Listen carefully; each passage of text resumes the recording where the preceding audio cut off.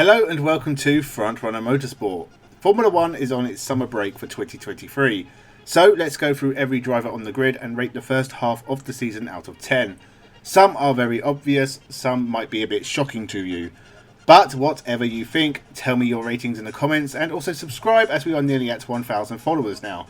So let's jump into the video.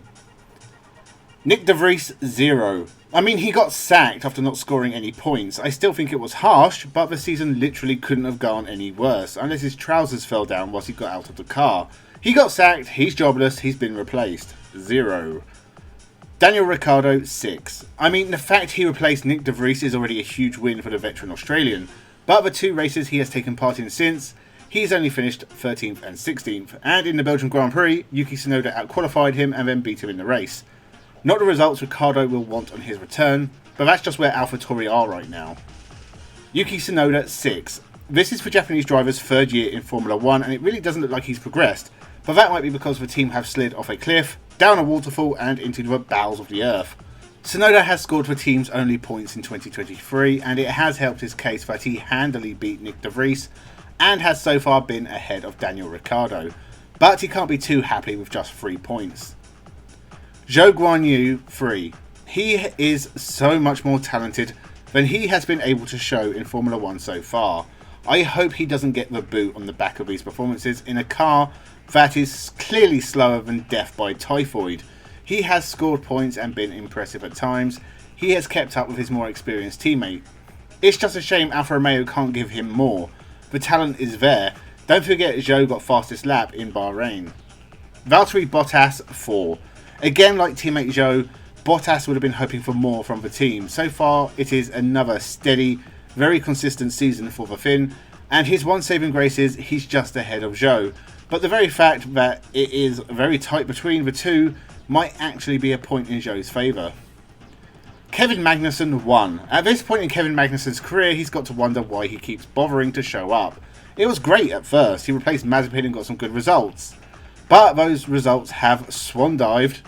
Reliability is a massive issue, but even when the car works, it's not quick. Not to mention Nico Hulkenberg has put in some stunning quality performances to show up Magnuson. His season can't get much worse. Nico Hulkenberg 3. Based solely on the fact he's consistently beating his teammate and getting decent results in qualifying, he is still plagued by the same issues of a slow car and reliability. Gremlins aside, Hulkenberg has put in some incredible drives, but has not had the results to match, just a 7th place in Australia to put him on the scoreboard.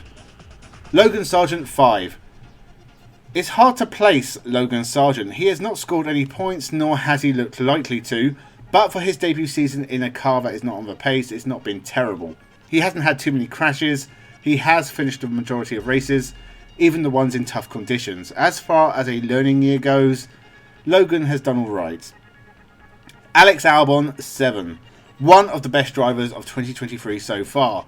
Alex Albon is shining in a car nobody had any expectations of. He is constantly in the top 10, fighting to get through to Q3. 11 points for a team that has only scored that more than once in the last 6 years is astonishing. He is single-handedly keeping Williams in 7th in the Constructors. An amazing job from Albon, getting back in a Red Bull. Pierre Gasly 4. Another former Red Bull employee. Alpine started the season strongly, but recent results have been poor. Gasly is behind his teammate in the standings, and now the McLarens are finding their feet and leaving Alpine in the dust. Pierre Gasly has not done better than his 7th place in Monaco, except in the Spa sprint race. He moved from AlphaTauri to be challenging for points on a regular basis, but so far it's proved to be only a minor upgrade. Esteban Ocon 7. Whilst the season is starting to head in the wrong direction, Ocon is beating Gasly soundly and has scored the team's only podium of 2023. He's barely hanging on to a position in the top 10, but as best of the rest outside the top 5 teams, he's having an okay season. It's more Alpine that needs to do better. Oscar Piastri 8. It started really badly, but McLaren have really pushed on and looked like a top team in the last few races. The inexperienced Aussie has got good results too, should have had a podium at Silverstone, 2nd in the Spa sprint and sadly taken out by Carlos Sainz Jr. in the main Spa race. A shame as the car looked dead quick. Definitely more learning to be done, but he has impressed so far in 2023. Lando Norris 7. Again, the start of the season was a bad one, but that can be discounted as it wasn't the driver's fault. Norris has put in some great performances, challenged Verstappen ever so briefly at Silverstone and finished the race second, followed by another good second place at the Hungaroring, and looked good at Spa until he didn't. He is genuinely in with a chance of challenging Russell and the Ferraris. If it wasn't for the terrible start to the season for McLaren, Lando Norris would be in the fight for top 3.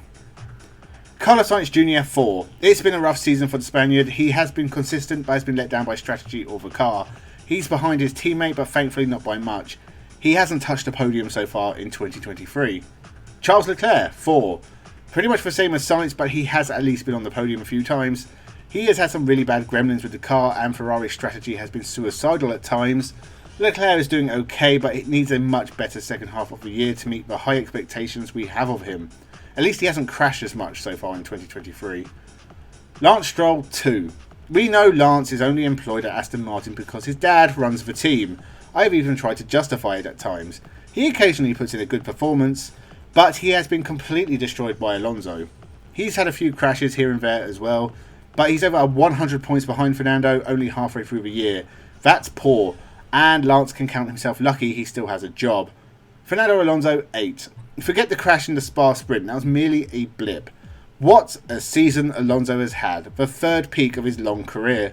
I'll remind you, I was a child when Alonso debuted in Formula 1 back in 2001, and it's amazing he's still there and putting in incredible performances. He was challenging Verstappen earlier in the year, but performances have started to slip. Alonso finds himself third in the championship with 6 podiums, and he has scored points at every race. One of only 3 drivers to do so. I can't think of any more superlatives to describe Alonso. He's just that damn good. George Russell 4. It's been poor. I don't know if it's the direction the car has been developed in or just a dip in form, but Russell beat his teammate in 2022 and has taken Mercedes' only win in the last year and a half. In 2023, he has not had a podium, has retired twice and struggled in qualifying. It has just looked a lot more difficult for Russell so far. Lewis Hamilton 6.